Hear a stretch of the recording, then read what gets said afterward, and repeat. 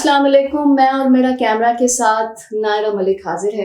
एक ऐसी शख्सियत है इस दुनिया में जिनका तारुफ मुझे समझ नहीं आता कि मैंने क्या करना। लोग कहते हैं राइटर है, शायर हैं, मोटिवेशनल स्पीकर हैं, लेकिन एक छोटा सा तारुफ अभी बैठे बैठे मेरे जहन में आया क्योंकि वो मेरी लाइफ में ऐसी शख्सियत हैं जिनके लिए मैं स्पेशली सवाल लिखती हूँ।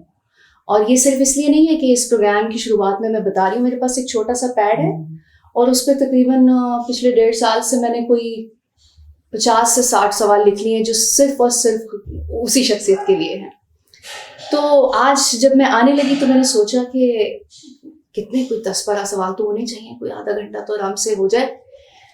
खैर, कुछ क्वेश्चन निकाले हैं मैंने उनसे पूछने के लिए, और स्पेसिफिकली मुझे यकीन है कि शायद ही कोई इस दौर में ऐसा इंसान हो जो उसके जवाब सही से दे सके या उन सवालों के साथ इंसाफ कर सके। खलीलुर रहमान कंवर साहब हैं हमारे साथ। अस्सलाम वालेकुम सर। अस्सलाम वालेकुम। क्या हाल है आपके? अल्हम्दुलिल्लाह।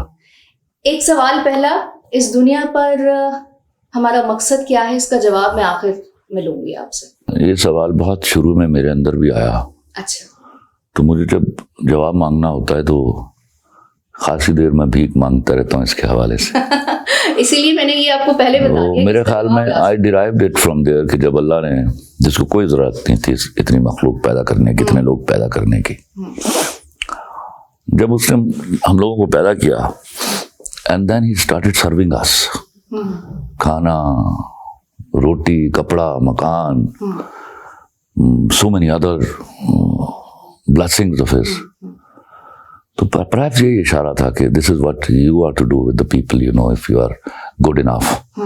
If you do not contribute to the life of the people, you are objectiveless. ठीक कह रहे हैं। अच्छा सर, पहला सवाल, मुझे पता है आप दीन पे कोई खास बात नहीं करते, लेकिन मैं क्यों नहीं करता? मैं क्योंकि मेरे यहाँ इतनी फिरका वारियत है, उसमें बड़ा मसला हो जाता है और इतने भोंडे कॉन्सेप्ट्स हैं कि उसमें मुश्किल हो जाता है कि इन मुल्लाओं को फेस करना। इंसान दीन और दुनिया को अलग अलग क्यों कर देता है, जबकि दीन तो है ही दुनिया के लिए? Of course, this is my belief. करते क्यों है? वो देखिए अपने अपने मकासद के लिए किया जाता है, उसमें मॉनेटरी ऑब्जेक्टिव्स अचीव किए जाते हैं, वरना दुनिया दीन की वजह से चलती है, दीन दुनिया की वजह से नहीं चलता। तो फिर इसका मतलब है कि इस दुनिया पे रहने के लिए हमने अपने उसूल बना लिए। या ऑफ कोर्स, हमें आई किताबें आई, हमें पेटर रूल्स आए, बहुत सारे रिलीजन्स आए। इनके जो मेजर जो सारी चीज़ें हैं, you will find if you study. हमारे तो यहाँ मसला ही हुआ कि हमें तो वो 4 किताबें भी पढ़ने नहीं दी गई। किसी मौलवी को भी सुना है उसने आपको रिकमेंड किया हो कि आपने इंजील भी पढ़नी है, ज़बूर भी पढ़नी है, तौरात भी पढ़नी है? तो दैट इज अ मस्ट, क्योंकि आप इन सारी किताबों पर ईमान लेके आते हैं जब ईमान में दाखिल होते हैं, लेकिन नोबडी हैज रेड इट। तो जब इतनी कंफ्यूजन हो तो फिर इंसान को जिंदगी गुजारने का क्या पैटर्न इख्तियार करना चाहिए? जितनी हिम्मत है, मैं आपको बताऊं, ऐसे घुटन के और हब्स के माहौल में, उसको वो किसी ने पूछा कि सबसे बेहतरीन नेमत क्या है अल्लाह ताला की? अपनी तमाम तर नेमतों में तो फरमाया कि अक्ल सलीम।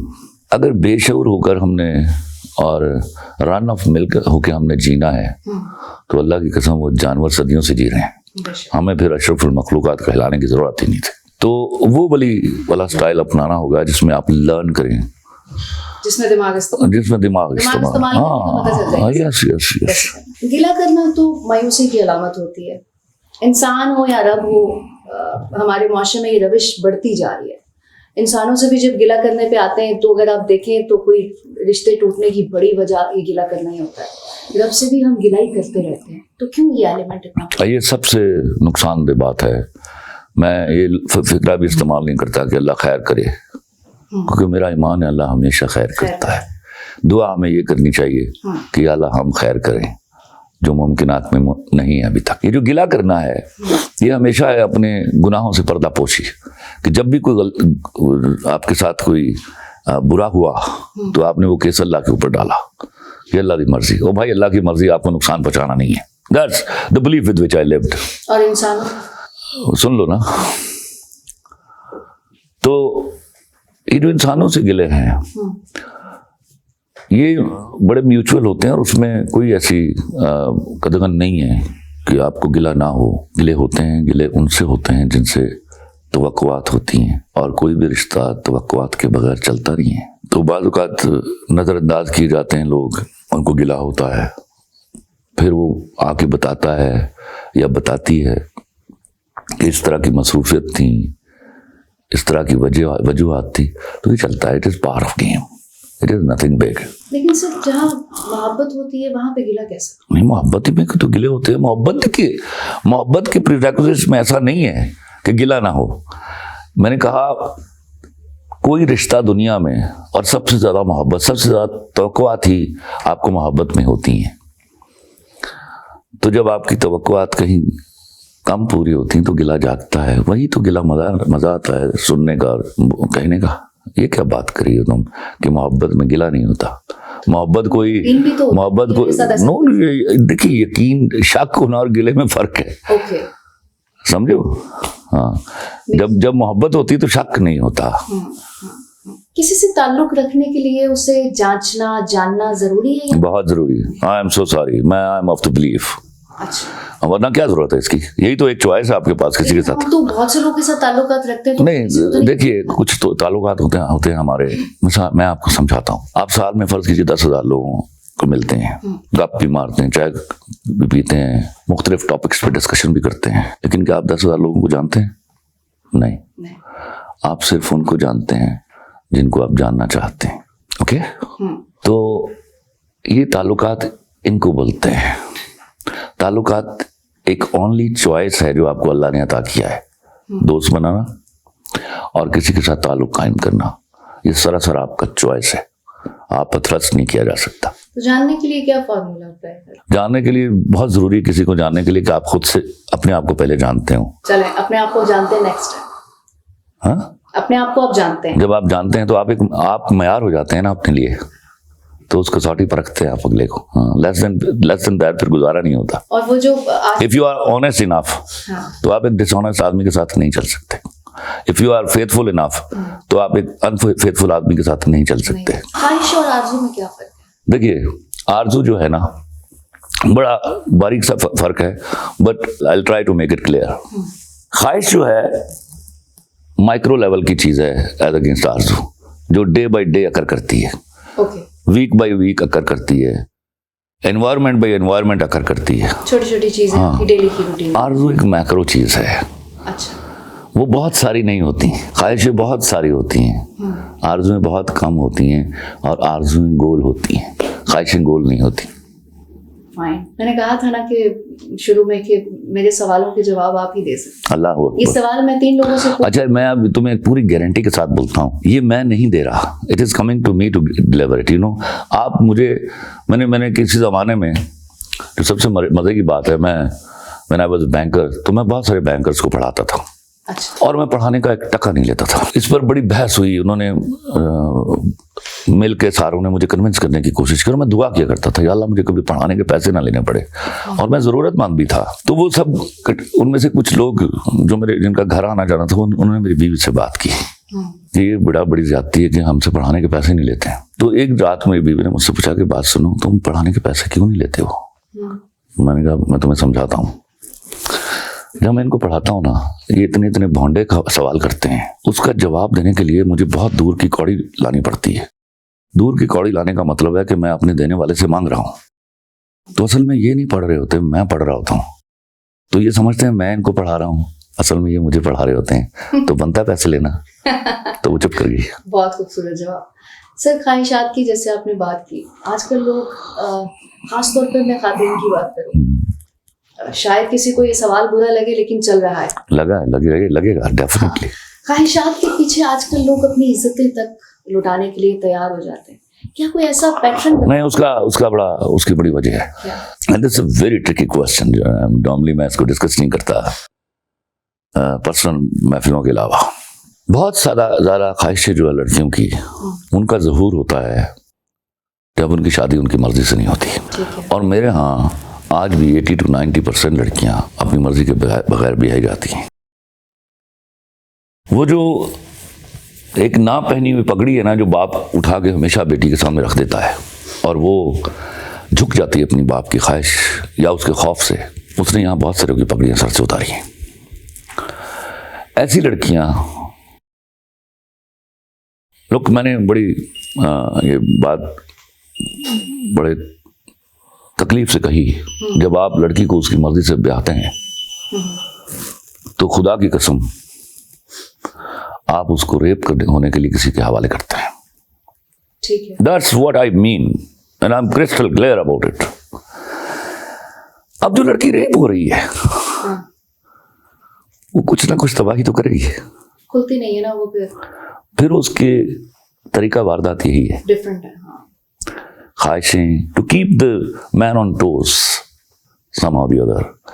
तुम हमेशा देखोगी जहां लड़की की अपनी मर्जी से शादी हुई है वो ऐसे ऐसे हालात में गुजारा करती है और कभी गिला नहीं करती।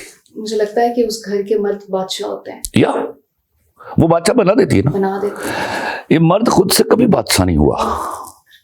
मर्द को हमेशा उसकी औरत ने, उस फेथफुल औरत ने बादशाह बनाया है। अच्छा, ये सवाल आपने तो बात की ना शादी की बात की, मैंने पहले की बात की है, जब आपका माइंड प्रिपेयर हो रहा होता है तो आपको ख्वाहिशें इतनी ज्यादा अट्रैक्ट करती। फिर मैं अर्ज कर रहा हूँ, आपने डिराइव नहीं किया। अब एक ऐसा घर है जिसमें माँ बाप के दरमियान कम्युनिकेशन ही नहीं है। मैं चाह रही हूँ वहां एक बेटी पैदा होती है, हाँ जी, वो देख रही है सारा मंजर, ठीक है, ओके, तो वहां मिस ट्रीट भी होती है बेटी, फॉलो करिए। One of the two parents जो है ना, बेटी वहां जलील भी होती है उनके हाथों। फिर रास्ता क्या बाहर का। ये बहुत समझने की बात है जिसको मैं अभी भी खुल के नहीं कह सकता। हाँ जी, मैं समझ। कुछ चीजें इन सारी बातों से please be intelligent enough to derive. Sir, मैं तो चाहती हूँ कि अगर ऐसा कुछ मसला माशरे में पनप रहा है तो इस इंटरव्यू के जरिए लोगों तक कुछ मैसेज पहुंच जाए, अगर उनको कोई I think I have given a sufficient material for that matter. मैं आपको सीधा बोल रहा हूँ, ये बात समझ लीजिए। आप लड़की की उसकी मर्जी के बगैर शादी मत कीजिए। आपके बहुत सारे मसाइल विदाउट डूइंग एनीथिंग रिजॉल्व हो जाएंगे।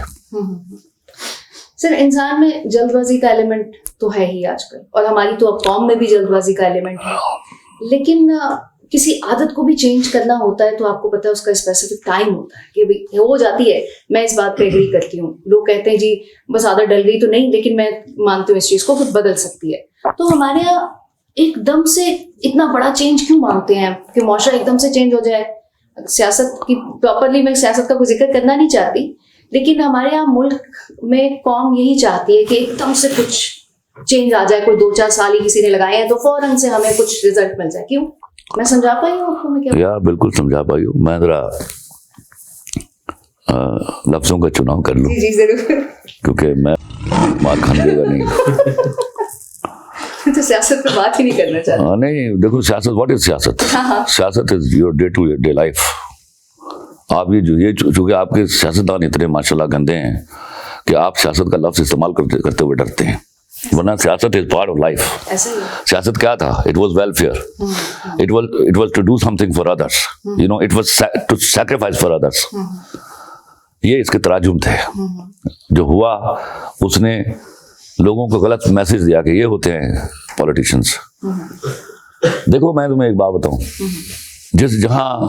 जिस मुल्क में right from the very beginning झूठी तारीख पढ़ाई जाती हो, वहाँ लोगों के अंदर ये ख्वाहिश जागती है कि वो जो मंजर हम देखते आ रहे हैं वो एकदम से बदल जाए। मैं थोड़े लफ्जों में कह पाया हूँ, लोग समझ जाएंगे, समझ जाएंगे। ज्यादा वीगो वाले ना समझ जाना। हाँ। अच्छा, तो इससे कुछ रिलेटेड ही है, ज़हन पुख्ता हो जाए तो इस्लाह का इम्कान कम हो जाता है। नहीं, क्या बात करती है? पुख्ता एक पॉजिटिव वर्ड है। अच्छा, ज़हन बूढ़ा हो जाए तो इस्लाह का इम्कान कम हो जाता है। पुख्ता इज अ जेन्युइन पर्सन, वो तो फ्लेक्सिबल होता है, वो आर्गुमेंट के सामने सरेंडर करता है। अच्छा, ठीक है, हाँ ठीक है। तो ऐसी सूरत में क्या करना चाहिए? अगर आप कह रहे हो ज़हन बूढ़ा हो रहा है और आप कोई बुरी चीज करते चले आ रहे हो, आपने अपने पेरेंट्स को भी करते हुए देख लिया, लेकिन हमारे यहाँ इज्जत को और ऐसे शख्स को अनइम्पोर्टेंट बना देना चाहिए। गोर्स बता रहा हूँ मैं आपको, मेक हिम और हर, ये तो जानने आई हूँ। मेक हिम और हर अनइम्पोर्टेंट। ओके, लोग अल्लाह को राजी करने के लिए नेकी करते हैं, फिर कहते हैं जी कि समाज में नेकी की कदर नहीं की जाती है। कर तो आप अल्लाह के लिए रहे ना, फिर लोगों से दाद की तो ये पुराने, ये वो जुमले हैं जो मैंने पहले व्हेन आई वाज किड, तो मैंने एक दिन सोचा कि मैं ये जॉइंट फैमिली सिस्टम में रहता था, तो बुजुर्ग खातिन गुफ्तगू करती थी, लोकी की कहणगी, लोकी की कहणगी। तो मैं छोटा था, मैं सोचा ਜਦੋਂ ਅਸੀਂ ਭੁੱਖੇ ਹੁੰਦੇ ਆ ਨਾ ਕੋਈ ਲੋਕੀ ਆਉਂਦੇ ਨੇ, ਜਦੋਂ मैं रो रहा होना है मेरे नाल आके कोई रोंदा नहीं, तो व्हाट लोकी आर। तो पहले आपके अंदर से ये जब बात निकलेगी ना, कैसे वो तो देखिए, यू हैव टू लर्न। एक बात याद रखो, मैं पोर नहीं कर सकता, मैं आपको बता सकता हूँ कि ये की नोट्स हैं टू अंडरस्टैंड कि व्हाट पीपल आर। लोग क्या कहेंगे डज नॉट मैटर। आप देखिए, आपके पास मोरालिटी का लेसन है, आपके पास इंटरेक्शन का लेसन है, आपके पास ऑनेस्टी का लेसन है, आप किसी का हक नहीं मार रहे, फिर आप सोचिए कि उनके लोग क्या कहेंगे, जरूरत क्या है। या यही बात यहां पर आती है कि जब नेकी आपने की है, जब आप ये एग्जैक्टली उसी होल से निकल रही है ये बात कि जब आप ये सोचते हैं लोग क्या कहेंगे, तो आप नेकी करने के बाद लोगों की तरफ देखकर फिर नाम लिखवाते हैं गलियों में, गवर्नमेंट के पैसों से गलियां बना के उस पर नाम, हाजी सनाउल्लाह, हाजी फलां, वो 6 नाम भी लिखे होते हैं। ओ भाई, हु आर यू? और उसके बाद even if you are somebody, आप याद रखिए, आपने जो नेकी की है वो दुनिया में कोई भूल जाए, अल्लाह को नहीं भूलती। जिस दिन ये ट्रस्ट आ जाएगा, हम वो जो हदीस शरीफ थी ना कि एक हाथ से दो तो दूसरे को पता ना चले, ये उसकी धज्जियां बखेरते हैं उस हदीस की। एक जवाब का जवाब वैसे आप दे रहे हैं जैसा मैं एक्सपेक्ट कर रही थी। चलो, अल्लाह का शुक्र, अल्हम्दुलिल्लाह। अब वो उस चंद पे आ जाते हैं, ये मेरा स्पेशल चंद होता है, मोहब्बत पे बात जरूर करती हूँ। मोहब्बत पे हाँ। और आप जैसा इंसान सामने, हाउ इज इट पॉसिबल कि मैं ना करूँ।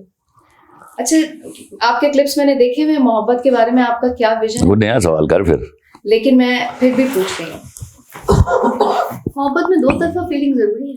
वो 100% मोहब्बत ही मैं तुम्हारे अरिथमेटिक्स को मानता हूँ, बाकी कहीं भी मैं इस पे गुजारा कर सकता हूँ, 2 + 2 3, 2 + 2 5, मोहब्बत में नहीं कर सकता। अच्छा, वरना उसको करने की जरूरत क्या है? 1 मिनट। अच्छा चलें, मुझे एक बात बताओ, अगर आप 2 + 2 3 पर गुजारा कर सकते हो, इसको करने की क्या आफत है? फिर तुम 2 + 2 4 क्यों दे रही हो, या कोई 2 + 2 4 क्यों दे रहा है? नो, फीलिंग देखिए, आपके अंदर मोहब्बत होती है, एक बात समझिए। अच्छा, आप उसके साथ, अच्छा मुझे रिकॉल करके बताओ, when you are growing young, जब तुम्हें आगाही दी गई कि तुम्हारे अंदर मोहब्बत है नायरा, ठीक है, क्या उसके हवाले से कोई बंदा भी था? नहीं। वो तो टेक्स टाइम। अच्छा, तो उसमें हमें क्या है, इन्फैचुएशन हो जाती है। इन्फैचुएशन का लफ्ज नॉर्मली मैं इस्तेमाल नहीं करता, हम चाहते हैं हमें मिल जाए। क्यों भाई, आप ये दुआ क्यों नहीं करती आपको वो मिले जो आपकी इस मोहब्बत को डिजर्व करता है? इसलिए तो रास्ते में मोहब्बतें टूटती हैं। मैं अक्सर ये कहा करता हूँ, मोहब्बत कभी दूसरी तीसरी नहीं होती, आदमी दूसरा तीसरा होता है। मैं इस पे आंखें बंद करके यकीन करती हूँ। हाँ, करना पड़ेगा। मेरे उर्स तो बात करो, तो चीजें यकीन कर रही हूँ क्योंकि मुझे आइडिया है इस बात का कि आप ये कह रहे हैं। लेकिन मोहब्बत में डिमांड नहीं होती ना, तो फिर आप जब आप आपने मोहब्बत को ना, देखो 2 चीजें जिंदगी में, मैं जुमले आपने मेरी उस पर नहीं पढ़ेंगे कभी लिखावट में कि वो बड़ा बेलॉस दोस्त है। वो ये बेलॉस कौन होता है भाई? मोहब्बत और दोस्ती में से तवक्कुआत निकाल दें तो इनके पल्ले बचता क्या है? जितना गहरा ताल्लुक, उतनी गहरी तवक्कुआत और उतनी ज्यादा डिमांड्स।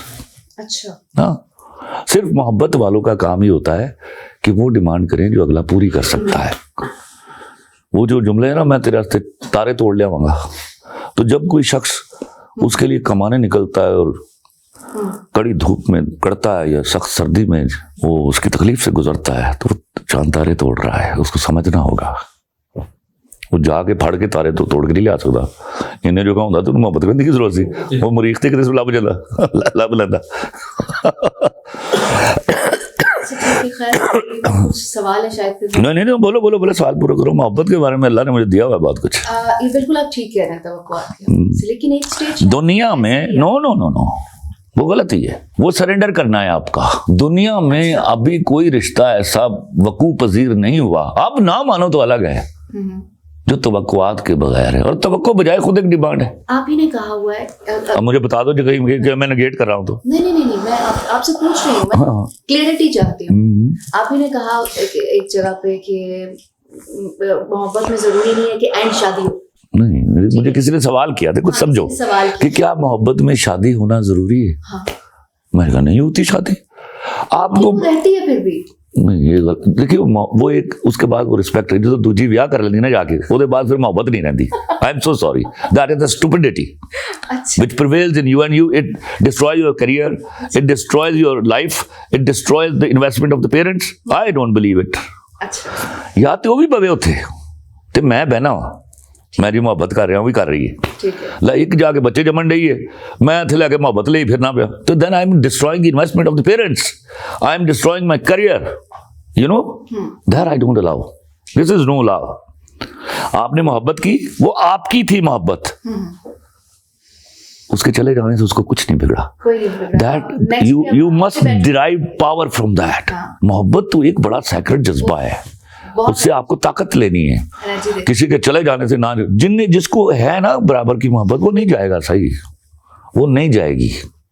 जो चली गई, जो जाके बच्चे पैदा कर रही है, तो उसको सलूत सलाम कीजिए भाई, दुआ दीजिए, बेटर टू बी देयर मामू।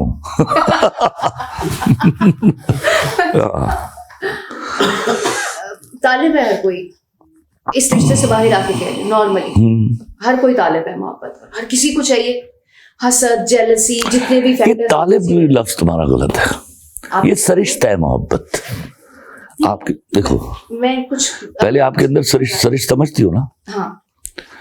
ये हर शख्स की सरिश्त में है, ओके, कि उसे मोहब्बत चाहिए। ओके, अब शुरू करो अगली बात। तो आपको लगता है कि जिस इंसान को मोहब्बत उस स्टेज पे देखिएगा जिसमें आप कहते हैं कि उसको पता चल गया मोहब्बत करनी आ गई, आसान अल्फाजों में, हाँ, पता चल गया उसे कि आ गई, तो मैंने कभी लफ्ज इस्तेमाल नहीं किया, मतलब उसको आ गई हो गई, हाँ। मतलब आप नॉर्मली एक आसान अल्फाज में कि उसे पता चल गया कि मोहब्बत ये होती है, क्योंकि हम तो हर दूसरी चीज को मोहब्बत का नाम दे देते हैं। वो जिस वक्त आ जाती है ना, आपको करनी पता चल जाता है, मुआशरे में वो एब्जॉर्ब करने की सलाहियत नहीं। तो आपको फिर वही बात, मुआशरा क्या माने रखता भाई? मुआशरा मतलब कि वो जो रिश्ते हैं, वो जो, कोई बात नहीं। अगर आपको देखिए, एक मैं आपको बात बताऊं, दोनों में तकलीफ, जिंदगी में ना जंग पूछ कर की गई है, ना मोहब्बत पूछ कर की गई है। ओके, जब की है तो निभाइए। फिर ये ना देखिए कि माशरा क्या कह रहा है। वो किसी का पंजाबी का मिसरा है एक, कि मेरे ख्याल में मियां मोहम्मद बख्श साहब का है, हाथ सलामन यारियां थे रो रो दे उन दस। फिर ये नहीं होता, पहले आपको समझना होगा मोहब्बत एक ऐसा जज्बा है जो आपको वदियत होता है।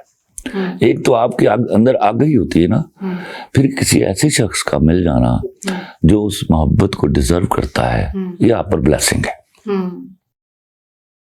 अब इस ब्लेसिंग में जब आप हैं, फिर आप डर किस बात से रहे हैं? वो भाई नहीं मिले ना, आपको नॉर्म्स की फिक्र है कि अम्मी अब्बा क्या कहेंगे। नहीं सर, वो सवाल मैं आपसे सही से आप, अच्छा चलो तुम दोबारा समझो। मैं यही कह रही हूँ कि ये जो आप कह रहे हैं ना कि ये एक नेमत है कि आपको एक इंसान मिल जाए इस पे आप निछावर कर सकें। हाँ, जब आपको करनी आ जाती, निछावर एक दूसरा लफ्ज है। निछावर को मैं मानता हूँ जब वहां से निछावर की जाए। अच्छा, वो डिजर्व करता है, हाँ, ये करती है। तो आपको ऐसे इंसान नहीं मिलते। मैं अभी उस रिश्ते से अलग, देखो तुम्हारा एक्सपीरियंस जो है मोहब्बत को डिफाइन नहीं कर सकता, या मेरा एक्सपीरियंस मोहब्बत को डिफाइन नहीं कर सकता। अच्छा, मोहब्बत तुम्हारा क्या ख्याल है? ऐसी ब्लेसिंग के हर बंदे पर ऊपर हो रही है? नहीं, आपको उसके लिए क्वालिफाई करना पड़ता है। हाँ। आप उसमें फेथफुल कितने हैं, ऑनेस्ट कितने हैं, अंदर सोच क्या रहे हैं ये तो सिर्फ अल्लाह जानता है ना। आप तो बाद में जब वो छिन जाता है आप सोचते हैं यार मैं बड़ा वफादार था। आप कितने वफादार थे ये सिर्फ अल्लाह जानता है। ये कंप्लेंट है, वो कंप्लेंट वो बिल्कुल ऐसे ही कि अल्लाह दी मर्जी नहीं मिली मैनू या नहीं मिला मैनू। ये कंप्लेंट आप अगर ये गिरेबान में मुंह डाल के आप देखें कि विच क्राइम्स यू कमिटेड, जिसकी वजह से आप सफर कर रहे हैं आज, यू लॉस्ट दैट पर्सन, फिर आपको समझ आ जाती है और तन्हाई में आपको बिल्कुल ठीक से समझ होती है। हाँ सर, मुझे पहला क्वेश्चन पूछा था उसका जवाब दे दीजिए। अभी रह गया पहला क्वेश्चन जो आपसे पूछा था कि जिंदगी का मकसद। मैंने बताया तुम्हें जिंदगी, मुझे किसी ने पूछा खलील साहब यू आर वेरी सक्सेसफुल, मैंने किसने कहा तुम्हें आई एम वेरी सक्सेसफुल? तो मैंने कहा मैं जब अल्लाह से दुआ करूं मुझे मरने से पहले कुछ सोच, जैसे वो पर्चा देते हैं ना, तो मैं दुआ क्या करता था या अल्लाह मुझे पढ़ने का एक दफ़ा टाइम मिल जाए, तो उसी तरह मुझे मरने से पहले कुछ टाइम मिल जाए ये सोचने का कि क्या मैं जिंदगी में किसी के काम आया हूँ। Did I serve the community I was living in, then I will say that I was successful. अगर ड्रामे हिट हो जाने से, पैसे आ जाने से तुम समझ तो सक्सेसफुल है, तो I am sorry I will never call my successful. आपकी शायरी ना हो तो इंटरव्यू कंप्लीट नहीं होता। हाँ, अभी बड़ी इनकलाबी शायरी है। जी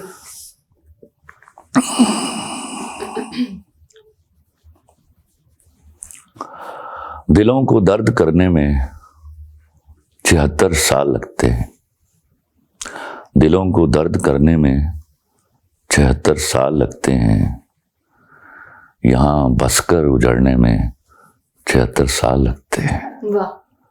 76 साल पहले भी गुलामी सी गुलामी थी, 76 साल पहले भी गुलामी सी गुलामी थी, बेशक। वही जिंदान सजने में 76 साल लगते हैं। क्या बात है। सरों से मेरी औरत के दुपट्टे खींचने वालों, सरों से मेरी औरत के दुपट्टे खींचने वालों, खुदा का डर उतरने में 76 साल लगते हैं। वाह, क्या बात है। तेरी वीगो के सदके हम सफ़े बुज़दिल में बैठे हैं, तेरी वीगो के सदके हम सफ़े बुज़दिल में बैठे हैं, तुम्हारा खौफ बढ़ने में 76 साल लगते हैं। क्या बात है। 76 साल पहले हम सुना था पार उतरे हैं, 76 साल पहले हम सुना था पार उतरे हैं, मगर फिर डूब मरने में 76 साल लगते हैं। मेरी गिनती में अक्सर अब यही हासिल निकलता है, मेरी गिनती में अक्सर अब यही हासिल निकलता है, बेगैरत कौम बनने में 76 साल लगते हैं।